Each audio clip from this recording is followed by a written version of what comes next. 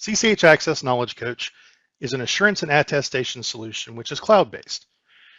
Today's demonstration, we're going to focus on Axcess Knowledge Coach as it pertains to preparations, compilations, and reviews. Because it is part of the Axcess suite, Axcess Knowledge Coach can be found within the application links section of your Axcess dashboard. When you click on the link, it's going to take you here to this landing page, and once you log in, you'll see all of your engagements listed here. And you can filter these. So if I'm looking for a particular client or a particular engagement, I can come in and say I want to look for all of my reviews. I can do that, and it will filter to show the engagements that begin with review. You'll notice I've got multiple engagements here.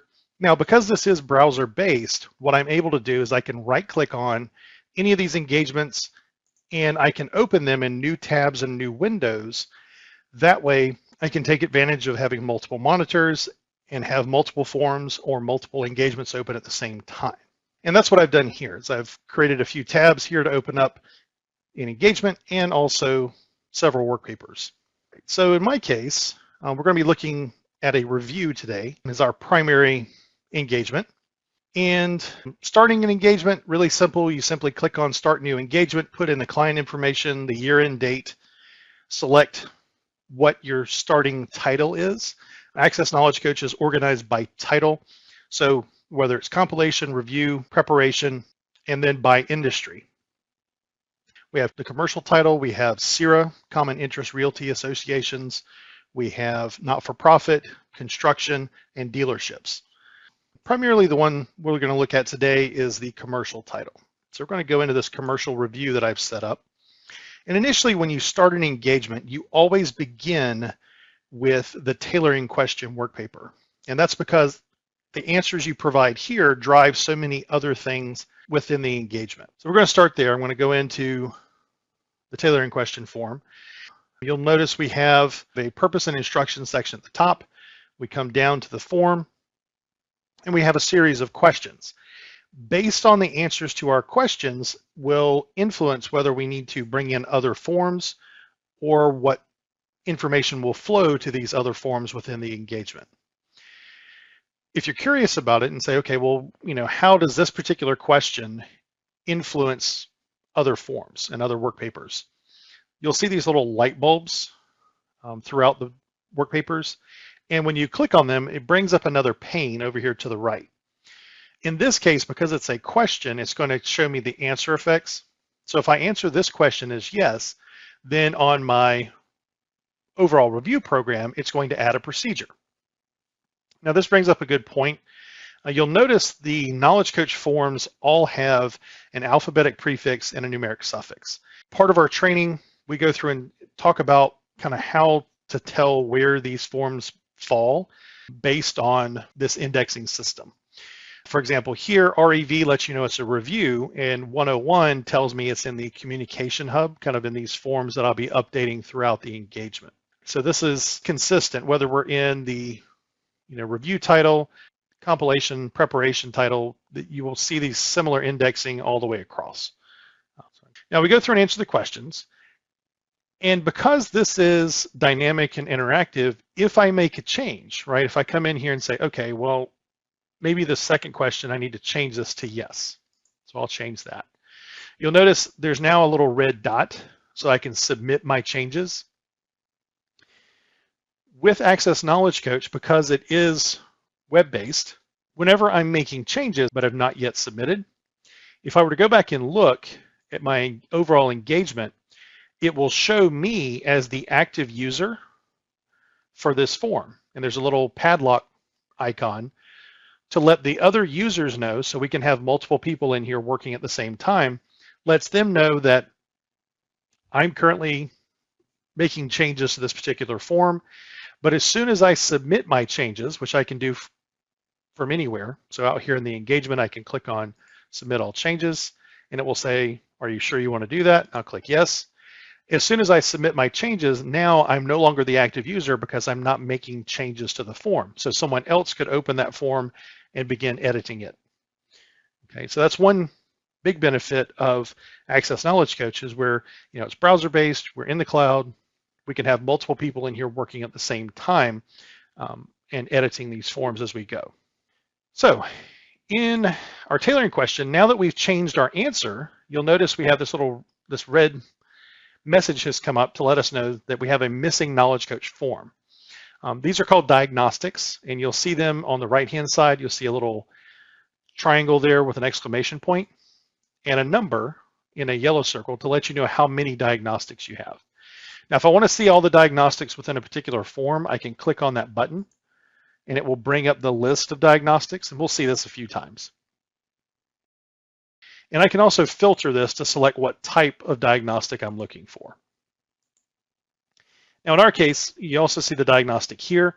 And because it's a missing Knowledge Coach form, if I want to bring that document into my engagement, all I have to do is click on that little link. So if I click on this, it takes me to add the form. Because I'm working in the review title, the commercial review title, it automatically selects it for me. And then if I scroll down, the form is already checked for me, right? Now, if there's other things I wanted to bring in at this point, like if I wanted to bring in, say, an engagement letter template, I can do that. But for now, we'll just bring in the form that we need to bring in, the REV 201. So I click Finish, and that brings it into our engagement. If I look now on my form, the diagnostic is gone, right? So in my tailoring question work paper, that diagnostic has been addressed, so it's no longer present. If I go back and look in my engagement, I now see this REV 201 form is in that section, and I can go into it and work on it. So you go through that process, you go through and answer all of the tailoring questions because those answers will impact other forms. And one section that you'll see in most work papers is a next step section. So back up here at the top, it says, okay, once you've completed this work paper, here's some suggested next steps. And it gives you links. These are actual links to these other forms. So I could right click these and say open a new tab, and I could navigate there. Or if I simply click on it, it will take me into that particular form. So in this case, we'll go ahead and go to our REV 101, which is our overall review program. So this is the primary form that you'll be using when you're dealing with a review. For example, this contains the majority of your steps that you'll be completing. You have purpose and instructions, and you see some of these light bulbs here. These are for practice points, is what we call them. So if I click on this, I can see practice points, and it gives me some references to, say, SARS 25 in this case, talks about the inclusion of materiality in a review engagement, and it kind of goes into some detail there about it. So you'll see that. You will also see these links, like this reference to SARS 25. You'll see these throughout the forms, in these practice points, and a few other places. These are actually links to Accounting Research Manager. So if you are an ARM subscriber, if you click on that link, it takes you out to the Accounting Research Manager login page, and I will log in here. And because it was a specific reference to SARS 25, once I log in, then it will take me directly to that particular standard because that's what the link referred to. So in this case, it takes me to the authoritative standard to SARS 25. So then I can come in and I can read up on it if I need to. If I'm conducting research, it makes this process a little bit easier. And I can skip down to the beginning of the form here, and you'll see a tailoring questions summary. So you'll see this anytime the tailoring questions impact a work paper, you will see the summary come up. And the summary shows you which answers impact it, but it also gives you the opportunity to make changes if you need to. For example, you'll notice where we said our pre-review procedures needed, and we said yes. Well, if I need to change that answer, you see these little blue arrows, and those blue arrows are navigation points. So if I want to go back to the form to make the change, all I have to do is click on that blue arrow, and it takes me back to that particular form, and it highlights the question that I would need to change. If I need to change an answer, I can change the answer here. In our case, I don't need to change the answer, so I'll leave that. And because we're browser-based, we can also use the navigation within our browser, right? So I can just click back, and it takes me back to the form I just came from, which is the overall review program. Right, so I can go down and have my tailoring question summary, and then I have my steps and procedures. And you'll see that I signed off on this step. So I signed off on performing the step. It gives me my date. It also shows my initials. And if you hover over, it will show your name. Now, if the step is not applicable for some reason, there is a little minus sign I can click, and it would display NA and mark the step as NA. You also have a column here for your work paper reference and comments. You do have the ability to insert rows here or put in sub rows, like if you wanted to have a sub step, you can do that. And you can also remove rows if you need to. Like if you're editing this, say you're going through and you've got a step that's marked not applicable, and the reviewer takes a look at it and says, yeah, it's really not applicable here, you can remove that. And we have the light bulbs throughout, providing practice points, things to think about as you go through and complete these steps, providing further guidance and some references. And we also have, in this case, missing sign-offs. So we have these little diagnostics, and that's what we have those there. And it shows us, a list of those diagnostics, and we can do that. Now you also notice the little arrows here. These are navigation points again. So if I wanted to go to a specific missing sign-off, coming in, the reviewer has said, hey, you need to go make sure you sign off on everything. I can come in and I can say, oh, I need to go sign off on this step. I can click on that little arrow, and it takes me directly to that missing sign-off. So then all I have to do is click to sign off, and now we're down to 76, right? And I can submit my changes. You can also discard your changes. So if I'm going through and I realize, oops, shouldn't have signed off on that, I can click discard changes. It says, are you sure? Click yes to confirm, and we're back to where we were. But you would work your way through the form, right? And signing off, completing the steps, you'll see references within these steps to other work papers, to other documents that you would want to complete as part of this process. And then ultimately you come down to the bottom and you get through all of your steps. Now with reviews, one of the primary forms we're going to be dealing with are the review program entity inquiries. Inquiries, kind of a big part of what we're dealing with a review. And similar idea here, this is kind of a program that you work through. So I have my tailoring questions that came through, my tailoring question summary. And then you document, okay, who do we make inquiries of? And I've documented a couple of folks there. And then I go through and I can indicate who answered the questions, who the source is, sign off on it, put in my work paper references and comments, all of those things. As part of this, when I go through and complete all of my inquiries, at the bottom, there's a section if I have any findings or any issues. And then I put in my finding, I just put example finding here. And anything that you identify as a significant matter, and there's a note at the bottom here that tells me it will flow through to KBR 102, which is a form that aggregates all of these significant matters we've identified. So I'm just going to open that one up in a new tab here. And this just tells you it pulls from several places. Procedures performed prior to review, additional procedures, entity inquiries, and if we have any significant risk and uncertainties. So it pulls all of those findings into one place so we can document the work paper references, what actions were taken to address them, the basis for our final conclusion, communication to management, that kind of thing. So it pulls all these things together in one place so that you don't have to go look for them throughout your engagement. And then a couple of other things I like to talk about or kind of show you when it comes to Axcess Knowledge Coach.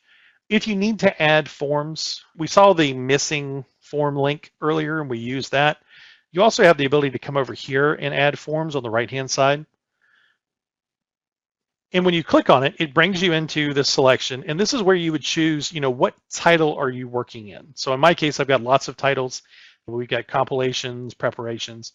This one is a review, so we'll stick with that one. And then I can go into the various sections and say that I'm looking for a particular form.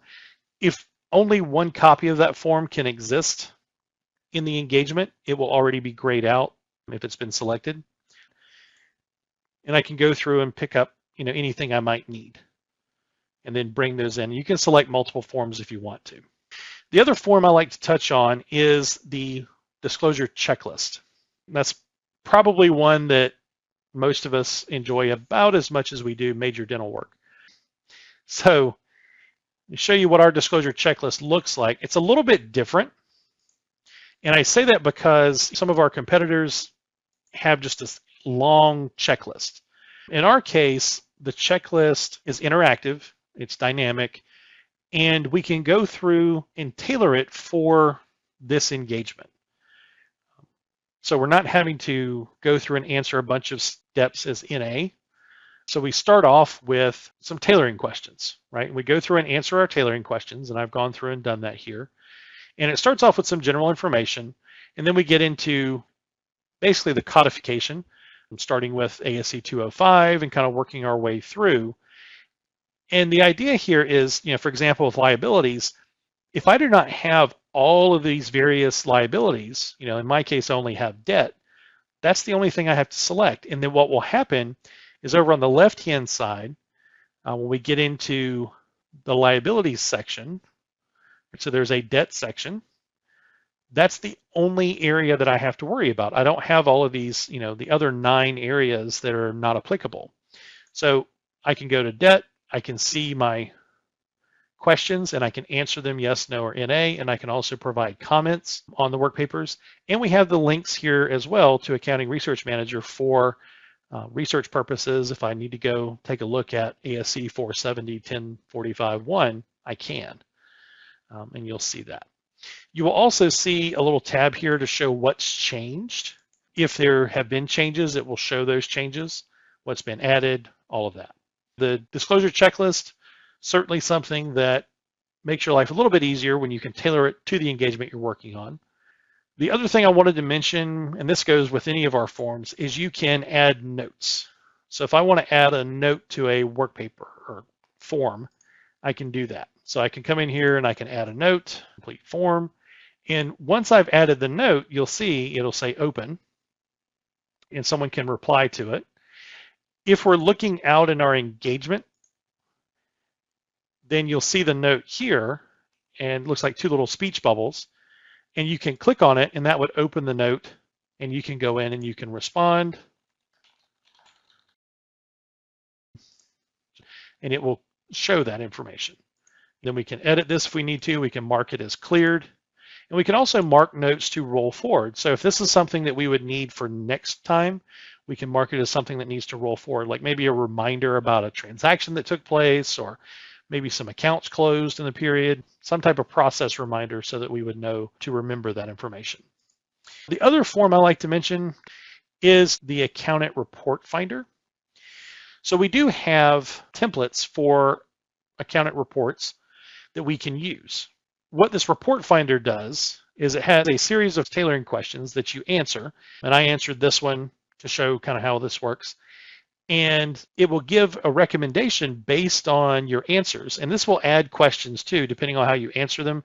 It will continue to add questions. Ultimately, it will give you a recommendation of 1 or more report templates to use as a starting point for drafting your report. In my case, I brought this one into our engagement. So if I go back out here and look, you'll see we have the little form here. And it's not an interactive form, these report templates, but I can download it, and it downloads as a Word document that I could then use to draft my report.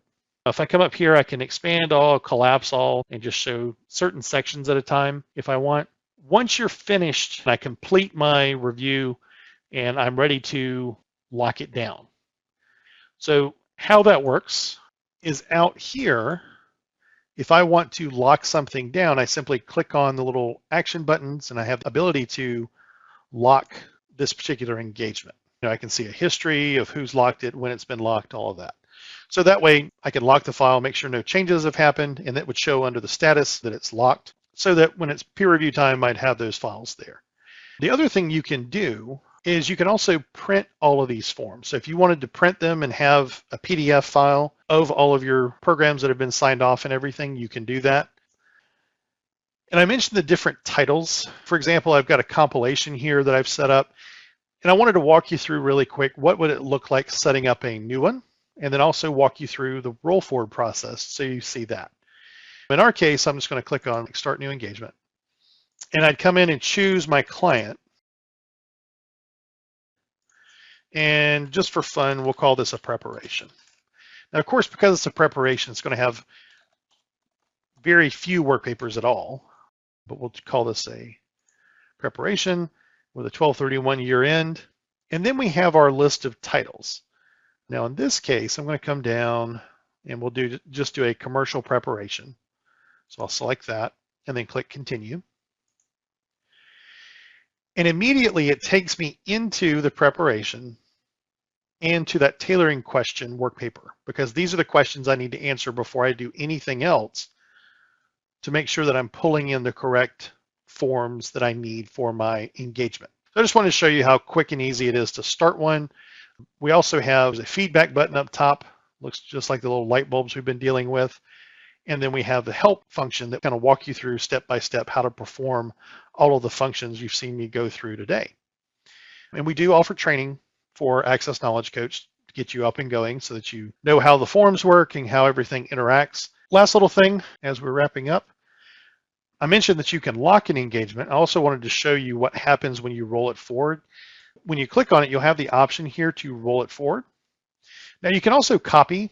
So say that you've set up a compilation and you have another client that is exactly like this one or another preparation.